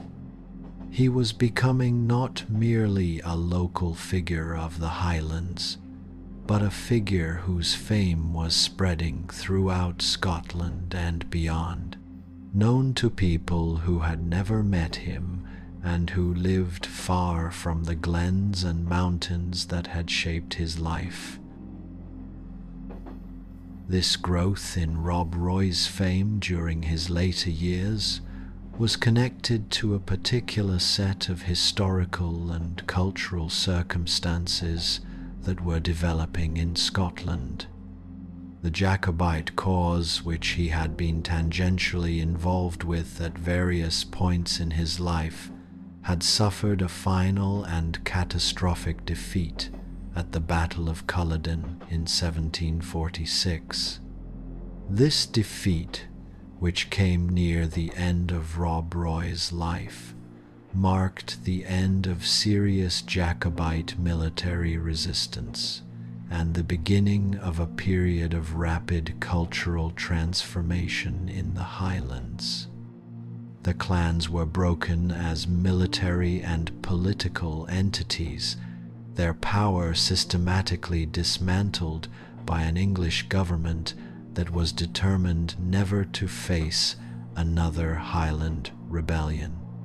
Traditional Highland culture, the languages, the customs, the dress, the way of life began to be actively suppressed and stigmatized by the authorities, even as it became the subject of romantic fascination among lowlanders and people in distant places who were beginning to view it as something exotic and doomed. In this cultural moment, Rob Roy became a symbol of a vanishing world, a representative of the Highland past. He represented a man who had lived according to the principles and practices of the old Highland way, even as that way was being systematically destroyed by forces beyond anyone's control. He was seen by some as a hero of Highland resistance, a man who had fought against English domination and the destruction of Highland culture and independence. This characterization, though not entirely inaccurate, was also somewhat distorted by the needs of the moment and by the romantic sensibilities of those doing the characterizing. The real Rob Roy, who had been motivated by a complex mixture of personal ambition, family loyalty, business sense, and circumstantial necessity, was being transformed by popular imagination and literary reworking into a simpler, more heroic, more clearly noble figure. What made this transformation particularly interesting and historically significant was that Rob Roy himself seems to have been aware of it and to have engaged with it in a conscious way during his final years. During the final decade of his life, Rob Roy became something that might be called a gentleman outlaw, a figure who was both technically outside the law and yet widely respected and even celebrated. He was still technically wanted by the law, still an outlaw by legal definition with a price on his head, yet he was increasingly treated with respect and a certain kind of celebrity status by people of all social classes. He would sometimes appear in semi-public places, perhaps in villages or at markets in the Highlands, and people who encountered him were genuinely awed by meeting someone who had become legendary, whose name had entered into ballads and stories, whose deeds were spoken of in hushed tones. He seems to have cultivated a kind of image during these years, a man who was dignified, courteous, intelligent, and principled even in his outlaw status, a man whose conduct reflected honor and whose bearing suggested nobility. There are accounts from this period of Rob Roy engaging in witty repartee with government officials or aristocrats, of his being treated with a courtesy and respect that seemed incongruous with his legal status as a wanted criminal and a man against whom the entire apparatus of the state was theoretically arrayed. One famous account describes an encounter between Rob Roy and a wealthy nobleman, in which Rob Roy conducted himself with such dignity and intelligence that the nobleman was impressed and even sympathetic to him, despite knowing that Rob Roy had engaged in activities that the law considered criminal, is less than #0. 5 is greater than. These accounts may well be exaggerated, but they reflect something true about how Rob Roy's status and reputation had evolved. He had become a figure who commanded respect through the strength of his personality and character, not merely through fear of his power or his reputation for violence. Even those who opposed him politically, or who had good reason to dislike him, seemed to find him a person worthy of respect and consideration. During these final years, Rob Roy also seems to have made peace with the idea that his outlaw status would likely never be fully resolved through any formal pardon or amnesty. The Montrose family, which had so much influence over whether he could be legally rehabilitated and restored to full standing in Scottish society, remained hostile to him and showed no sign of becoming more forgiving as the years passed. Yet this lack of formal resolution did not seem to trouble him as much as it might have troubled a younger man.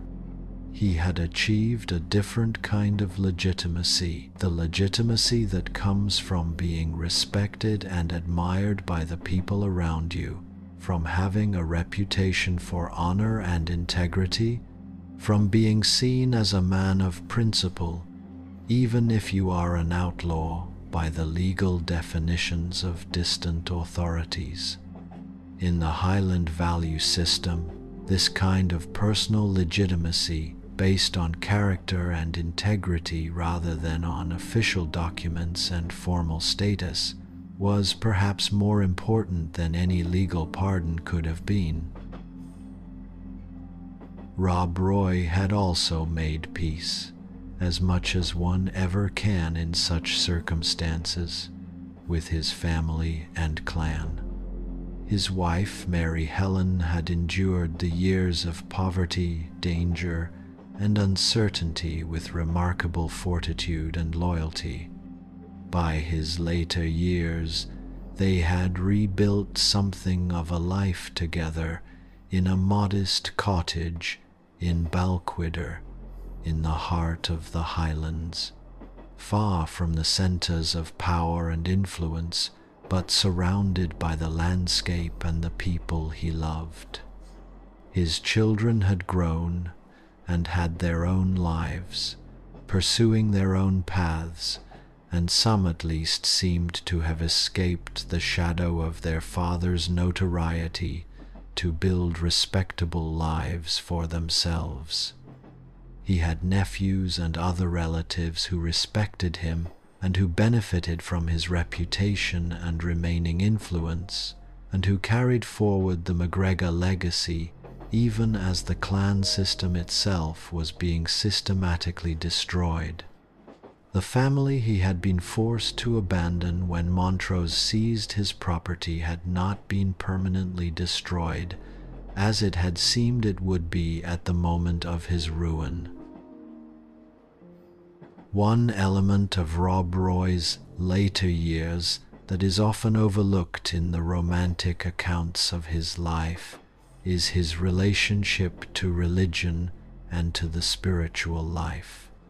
Highland Catholicism was an important part of his heritage, a connection to a faith that had persisted in the Highlands, even as it was suppressed in much of the rest of Scotland and Britain. In his later years, Rob Roy seems to have become increasingly religious, increasingly concerned with the state of his soul and with the spiritual dimensions of his life.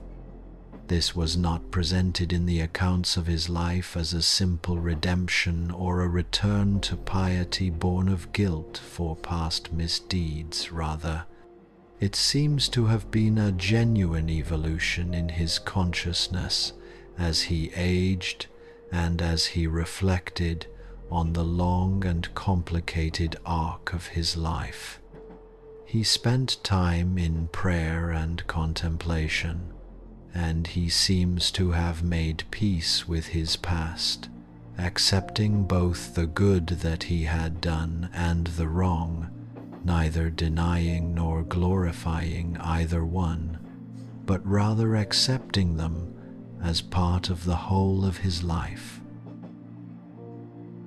In the final years of his life, Rob Roy seems to have been thinking carefully about how he would be remembered, about what his life had meant, about the gap between the legends that were being told about him and the reality of who he actually was.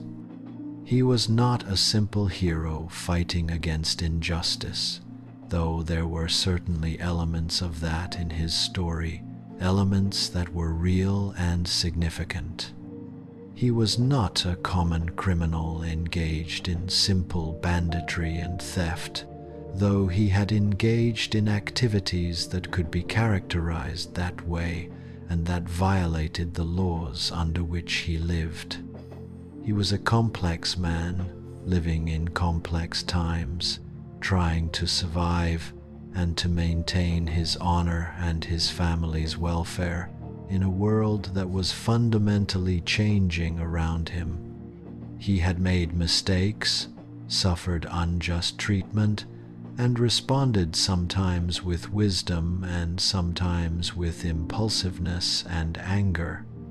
He had built something of value, a reputation, a network of relationships, a body of stories and legends out of the wreckage of his destroyed fortune and his lost respectability.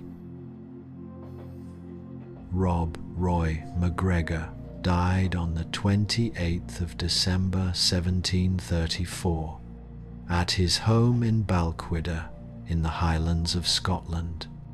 He was approximately 63 years old, an impressive age for someone who had spent decades living a life of constant danger and physical hardship, exposed to the elements and to the threat of violence. There are accounts that he died in peace, having made his confession and received the last sacraments of the Catholic Church, having made peace with his fate and with his life, having reconciled himself to his mortality. His death seems to have been met with genuine sorrow and regret by many people throughout the Highlands and beyond, by those who had known him personally and by those who knew him only through the stories and legends that had grown up around his name over the years. In the decades and centuries that followed his death, Rob Roy's legend continued to grow and to transform in ways that he might have found surprising or even amusing. Writers and poets took his life and created fictional versions of it that were often more dramatic and more clearly heroic than the reality had been. Sir Walter Scott, the great Scottish writer, who was born after Rob Roy's death, but who grew up hearing stories about him from people who had known him, wrote a novel about him called Rob Roy that became enormously popular throughout Europe and America. This novel shaped how English speakers and people from other countries understood his story, sometimes in ways that were true to the historical record, and sometimes in ways that departed significantly from what was actually known about his life. The novel presented Rob Roy in many ways as a classical literary hero with clear moral principles and a clear enemy in the Duke of Montrose, a presentation that was not entirely false, but which simplified and clarified the ambiguities and complexities of the real historical situation. Ballads and songs continued to be written and sung about Rob Roy in the years and centuries following his death, building up a vast body of folk culture around his name and his story. In the 20th century, films were made about his life, further elaborating and romanticizing his story for audiences who had no direct connection to the Highlands or to the historical context in which he had lived. Hollywood producers and screenwriters transformed him into a character suited to the needs of modern entertainment, sometimes making him noble and heroic, sometimes making him complex and conflicted, depending on what the filmmakers thought would appeal to contemporary audiences. In each adaptation and retelling, something of the essence of Rob Roy persisted: his intelligence, his courage, his determination to maintain his independence and his principles, but also something was lost or transformed in the translation from historical reality to contemporary entertainment.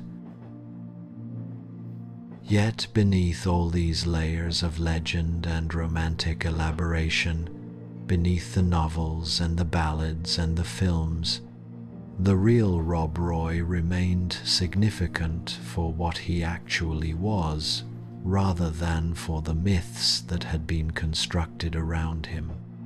He was a man of genuine intelligence and business acumen who had built a successful career in the complex world of Highland cattle trading, a career that had required him to understand markets, to manage complex relationships, to handle significant sums of money, and to maintain a reputation for trustworthiness across vast distances and among people he did not necessarily know or trust personally. He was a man who had been unjustly treated, whose fortune and reputation had been destroyed through circumstances that were not entirely of his own making, and who had responded to that treatment not with passive resignation or with complete despair, but with determined action to rebuild what had been taken from him. He was a man who understood the importance of reputation and honor, who kept his word and expected others to keep theirs, and who built his power and influence not primarily through random violence, but through the creation of reliable systems and the cultivation of trust. Perhaps most importantly, Rob Roy was a man who navigated the enormous changes of his era with considerable skill and pragmatism, adapting to circumstances while maintaining core principles that did not change. He lived during a period when the traditional Highland way of life was being systematically dismantled by external forces that were far too powerful for any individual or even any clan to resist successfully. The old clan structures, the traditional codes and customs, the independence of the Highlands, the authority of clan chiefs, the ancient legal systems, all of these were being undermined and destroyed by a centralizing state that operated according to different principles and different values. He did not successfully resist these changes. No one could have. They were far too powerful and far too encompassing, reflecting the fundamental transformation of European society during the 17th and 18th centuries. Yet he managed to carve out a space within which he could maintain a certain fidelity to the old Highland values of honor, loyalty, and kinship, even as the world around him changed. He created what might be called a kind of alternative structure of authority and law based on personal relationships and mutual obligation that operated parallel to the official structures being imposed by the distant state. This alternative system was not as comprehensive or as powerful as the official system, but it was real and significant within the Highlands, and it offered people a different way of organizing their relationships and their communities than what the centralizing state was trying to impose. Within this alternative system, Rob Roy's word meant something. His reputation was consequential, his obligations were taken seriously, and his authority was recognized and respected. In this sense, Rob Roy's life speaks to something that is perhaps still relevant and still important in our own contemporary world. He was a man who believed that personal relationships, honor, and trust were more important than official documents or distant authorities. He believed that a man's word was his bond, and that reputation was something that had to be earned through consistent behavior over time and carefully maintained through continued integrity.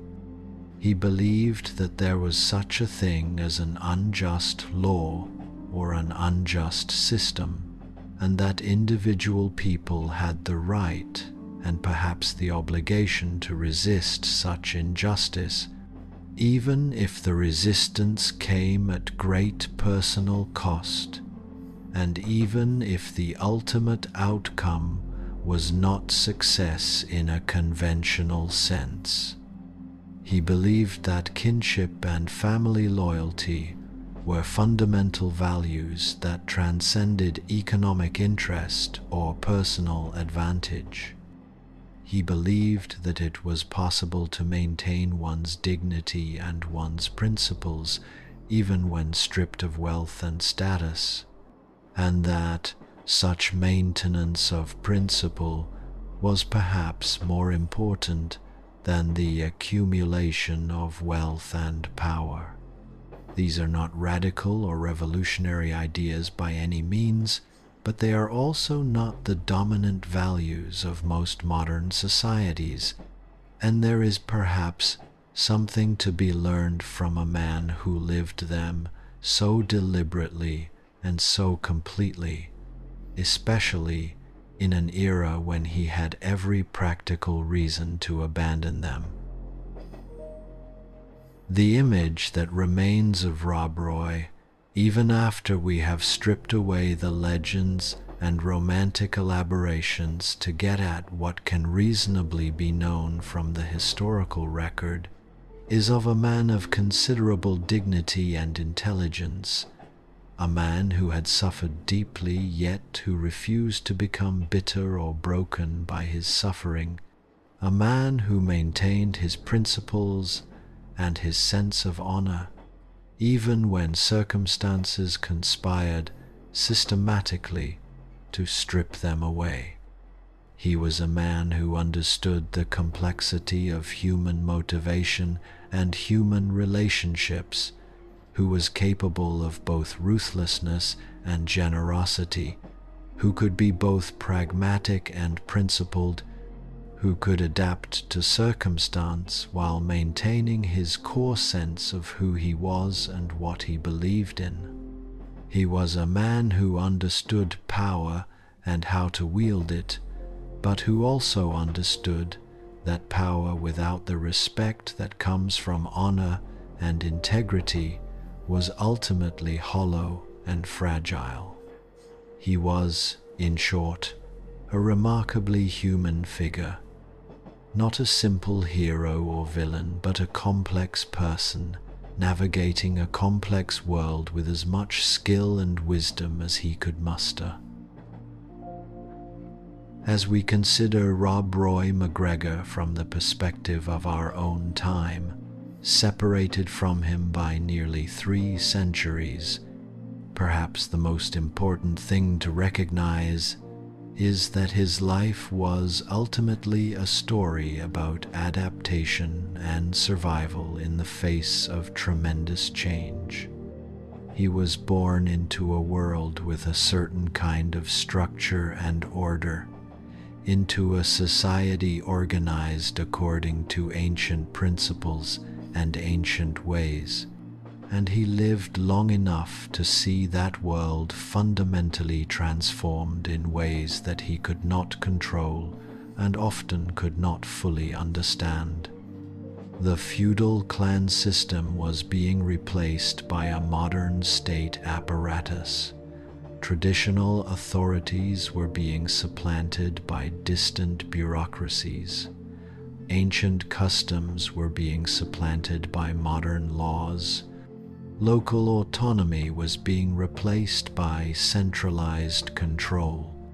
For someone deeply attached to the old ways, someone whose identity and whose values were rooted in the ancient Highland culture, these changes must have felt like catastrophe, like the end of the world.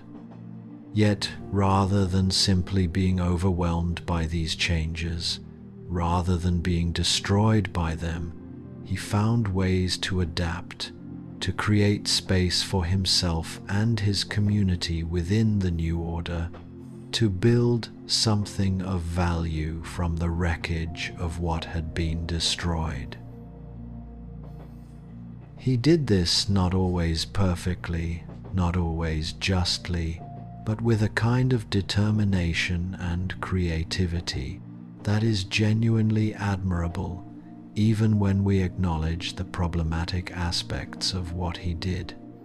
He was a protection racketeer as well as a man of principle, a man who engaged in cattle theft as well as a man who tried to maintain honor and keep his word, a man who sought personal power and wealth, as well as a man who had ideals about how society should be organized. These are not contradictory characterizations. They are all true simultaneously. Rob Roy was all of these things, and understanding his full complexity requires that we hold all of these aspects of his life in mind at the same time, resisting the temptation to simplify him into either a hero or a villain. In the end, what makes Rob Roy's story endure is not the dramatic tales of daring escapes or clever stratagems, though those are certainly interesting and have kept people engaged with his story for 3 centuries.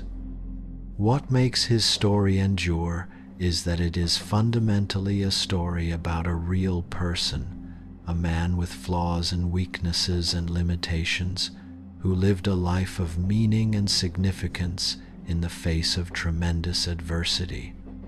It is a story about what is possible for an ordinary person, a cattle trader, not a king or a great warrior, or a nobleman with inherited titles and estates to achieve through intelligence, determination, and a commitment to his principles.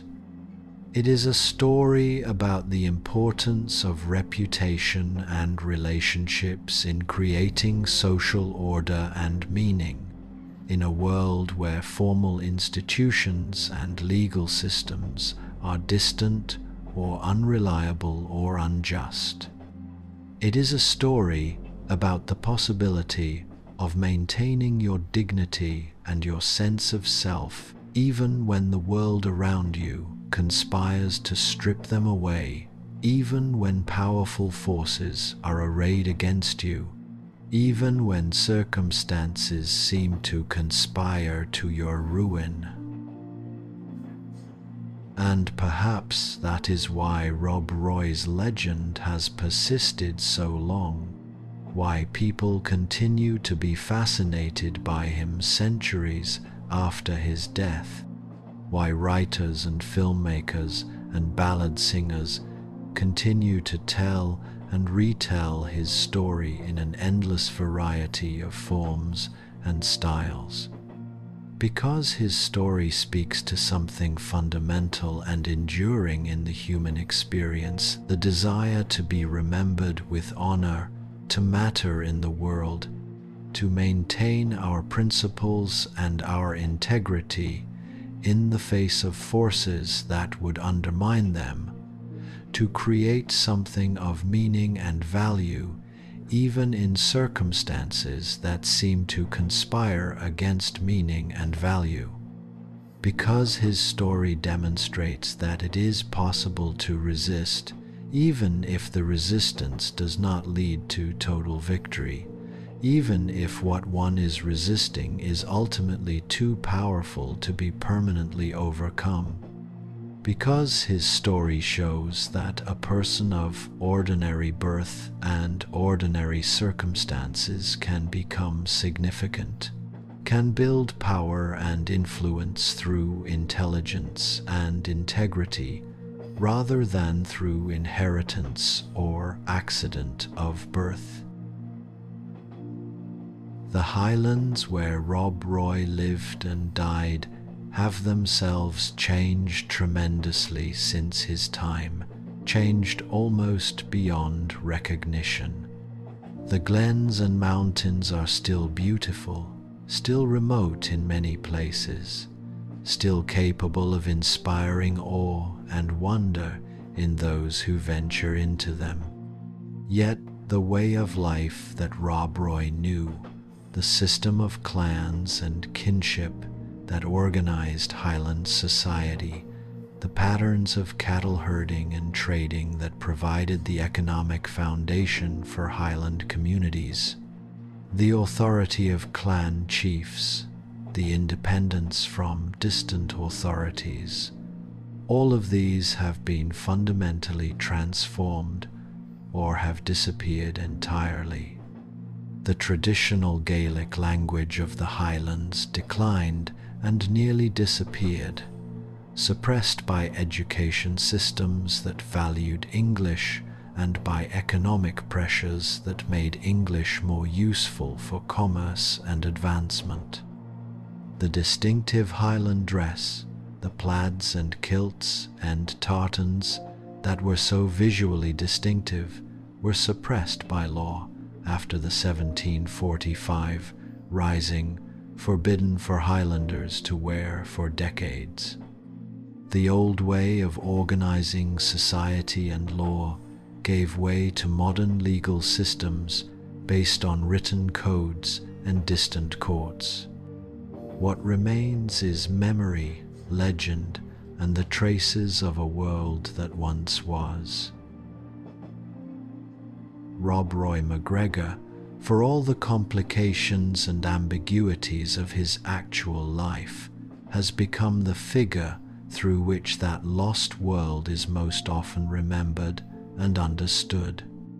When people think of the Highland past, when they think of the old ways and the old clan system, they often think of Rob Roy, whether they know much about him or not. He has become iconic in a way that historical figures sometimes do, transcending the particular details of his life to become representative of something larger, of Highland independence, of resistance to authority, of the clash between traditional and modern society, of a way of life that is disappearing or already gone. Through Rob Roy, we can glimpse, or imagine that we can glimpse, what the Highlands were like before they were transformed into the landscape of the modern world. And so we end our tale where we began, in the mist and mountains of the Highlands, in a world that feels both ancient and eternally present, in a landscape that carries within itself the stories of generations and the echoes of lives long past. Rob Roy MacGregor was not perfect, was not a simple hero as popular legend sometimes suggests, was not entirely as the novels and films portray him. He engaged in activities that we would rightly call criminal by modern legal standards, and he caused harm to some people in pursuit of his own interests and his own restoration. Yet he was real.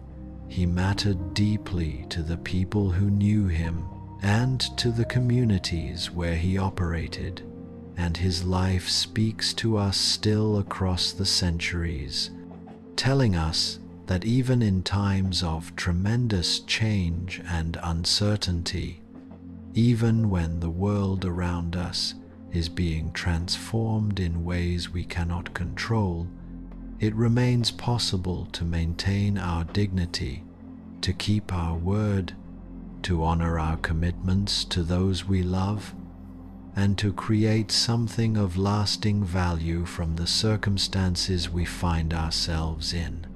Perhaps that is the truest lesson of his life, and the deepest reason why his story continues to captivate and inspire those who encounter it, why readers and listeners continue to seek out his story, why his name and his legend persist. In the quiet of the Highland evening, as the mist rises from the lochs and the mountains settle into shadow, as the day fades into darkness and the stars begin to emerge in the clearing sky, we might imagine Rob Roy, as he must have been in his final years, an old man, remembering his youth, reflecting on the long arc of his life, at peace with both what he had accomplished and what he had failed to accomplish, accepting the inevitability of his own mortality. The legends and the stories would grow after his death, would transform his life into something other than what it had been, would make him into a figure larger than life itself, more heroic and more noble perhaps than the real man had been. Yet the man himself, the real Rob Roy, was perhaps more interesting and more worthy of remembrance than any legend could fully capture. He was a person who lived with intention and purpose, who adapted to change and circumstance with skill and pragmatism, who maintained his principles even when circumstances made this difficult and costly, and who created lasting impact not through military conquest or grand gestures, but through the patient building of relationships and the careful maintenance of his reputation and his word. That, perhaps, is the truest story of Rob Roy MacGregor, not the legend that has grown up around him over the centuries, but the reality of a remarkable man living a meaningful life in a time of tremendous transformation, navigating the challenges of his era with wisdom, courage, and integrity. Let us remember him not only for the legends and the stories, not only for the ballads and the novels and the films, but for what he actually was, a complex human being who faced genuine challenges and who responded with determination and ingenuity, a man who refused to be destroyed by misfortune and who built something meaningful out of difficult circumstances. a man who understood that reputation and honor matter, that keeping one's word is fundamental, that the relationships we build with others are the true measure of our lives. In our own contemporary world, where it is easy to become cynical about whether integrity and honor matter, where it is easy to assume that the powerful will always triumph and that there is no point in resisting injustice because resistance is futile, Rob Roy's story offers a different perspective.